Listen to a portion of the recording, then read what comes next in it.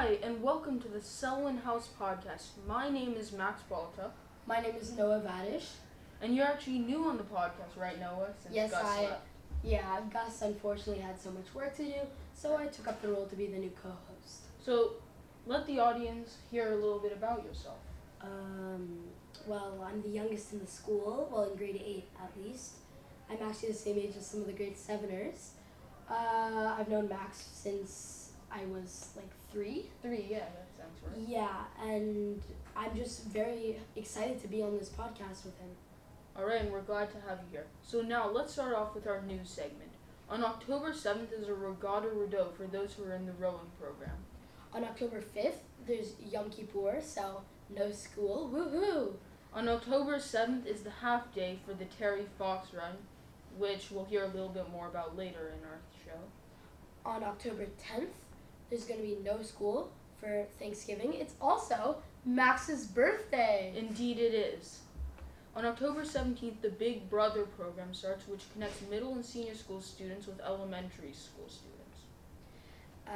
On October 23rd, Selwyn House and Concussion Legacy Foundation Design Challenge for registered students, of course. So make sure to register for that. And finally, October 27th is the Halloween movie night. Be sure to sign up for that. Alright, so now we have a special guest, the house head, Diego Quesenden. Thank you for being on, Diego. Alright, Diego, let's just jump right into it. What exactly is a house head? Well, a house head or a house leader is someone who's like who you can look up to, and he organizes like all the events, and like he welcomes the new students, and yeah, it's basically what it is. So how do you become a house head? What's the process? So first, you have to apply for an interview, and then they interview you. They ask you questions about like what you're going to do as a house head. What would you like to do? What would you like to organize? How will you being a house head affect other people coming into grade 7? And once after that, you take a vote, and if you are have enough votes, then you can become a house head. Alright, cool. Alright, yes. And then the last question: are there any special events in the work?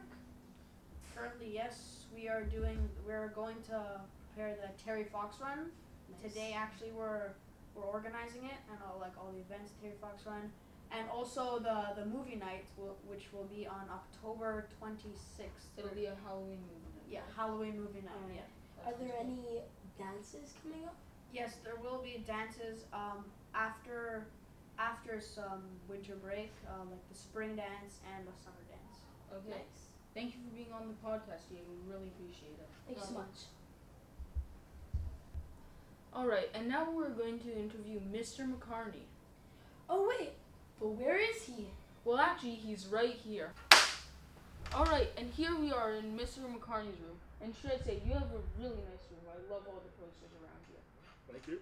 It's all the stuff I like and I used to have in my house before we had kids, and then it just found its way here. So It's a very nice room. I'd say the nicest room in all of middle school. Maybe in the entire school. okay, better, yeah. Alright, so our first question is one that hits home for me.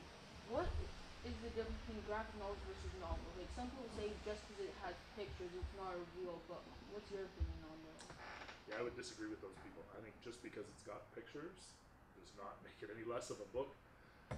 I think graphic novels are great. I like to read them a lot. As you guys know, there's a shelf of them over there.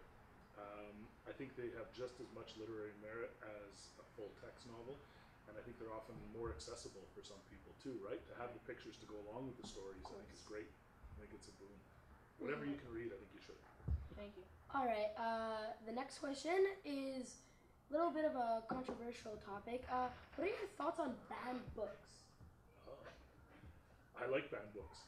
Not banning the books themselves. I like when they're banned, I think you should go and read them. Because I always worry if someone is telling you shouldn't read something or you shouldn't learn something, that's almost exactly what I feel you should go and learn. Like, you should be drawn to those. Because I'm not a fan of censorship. I don't believe in banning books. I think not every book is for every person. but I think you have to make that choice yourself. No one else should be making that choice for me or for you guys saying, yeah, you're not allowed to read this. Of course. Yeah. I agree with you on that subject. I think banned books are very bad. Like, a lot of schools are planning on banning Mouse, which I believe is an amazing novel. Yep. And should not be stopped. I know we also I read a agree book with with you last year. It's banned in a couple of places, Mice and Men. Yep. Right? But it was a very good book and it was a very good book to read in class. Yep. Yeah, there's people want to ban it because of racist language. They want to ban it. Sorry. They want to ban it because of the negative portrayal of women or people with mental disabilities. And I think instead of saying, oh, because people were treated that way in the 1920s and contextualizing that time frame and learning from it, I think you just go with a blanket statement banning it is foolish. You don't learn from it. All Of right. course. All right. Our next question is how to handle homework, comparing it with your personal life versus school life. That's a good question. How to handle homework. I think a lot of teachers will give you some time to work in class and will set it up so that you can get a lot of things done. For sure, you're going to have to do some things at home, but the more you can take care of in school, I think the better it is. My philosophy is, this is my job. So when I leave and go home, I have other things I have to do. I have other things I want to do. I don't want to sit down and be correcting everything and working on everything.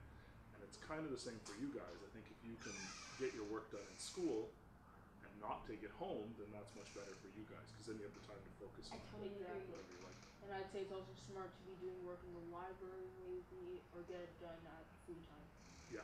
Yeah, we waste a lot of free time. People don't realize how much just those little 15, 20, 30-minute blocks add up. And I know. you could get a lot done. I know I've been spending like a lot of my free times, like during the snack break. If we don't have tag, I've been spending it sometimes in the library most of the time because I get to do work on anything that I need to. Okay, cool. It's a good idea. All right. Use of your time. Yeah. And the last question we have is expectations for middle school, really. Moving for everybody in our grade, moving from grade 7 to grade 8, kids coming into school for grade 7. From elementary school, is there any real difference in homework and just every expectation? I think from elementary school to grade 7, there's a big transition.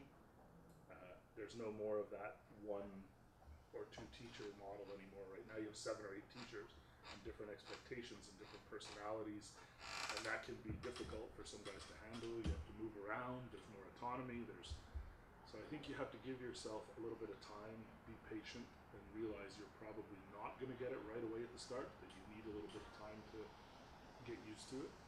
And then from 7 into 8, by the end of grade 7, I think you guys felt like you were pretty good grade 7 students. You had it on lock, you were good. And then realizing grade 8 that the expectations are higher, right? You're a year older, you're hopefully more intelligent, you're more capable, you've built those skills. Yeah. So not being complacent and saying, yeah, how I was in grade 7 is how I'm going to be in grade 8. Pushing yourself to be better. I feel like there was never any things that I wasn't prepared for, just applying my skills better, I would say. Yeah, I think that's a good, it's nothing, it's the same stuff. It's just leveled up. So like if you play a video game and you kill the first level, then you move on to the next level, it's obviously going to be a little more difficult, so you just have to use those same skills in a different way. Right, Okay. exactly. Thank you so much. Thank you, sir. My We pleasure. really appreciate it. My Yeah, pleasure. Thank you guys. Alright, and that was Mr. McCartney, the All Lord right. and Savior of Of middle middle school. school. And Not savior. maybe Lord. we could show around the classroom a little bit just to Yeah, see. just see some of the posters we had mentioned, maybe even the comic rack.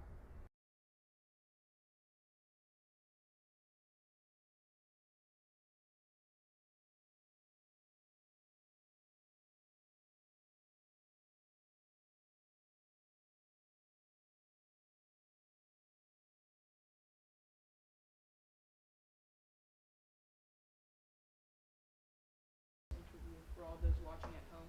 Cool. Right, yeah. All right, and now Alright. let's head back to our studio. All right, thank you for watching this episode of the Gryphon podcast.